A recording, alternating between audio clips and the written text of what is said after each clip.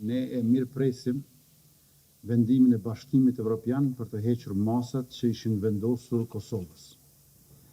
Ato ishin të padrejta që në ditën e parë, sepse së pari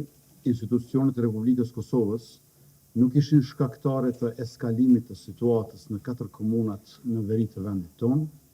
dhe së dyti, sepse deeskalimi i situatës ishte pikërisht merit e institucioneve të Republikës së Kosovës. Ndërkohë, Republika e Kosovës dhe institucionet e saj u bën cak i sulmeve terroriste, prej të cilave 2 me pasoja të rënda. Ai në Banjës të Zveçanit me 24 shtator të vitit 2023, ku mbeti i vrarë rreshteri policor heroi ynë Afrim Banjaku, dhe tjetri në kanalin Iber Lepens në Varak të Zubin Potokut,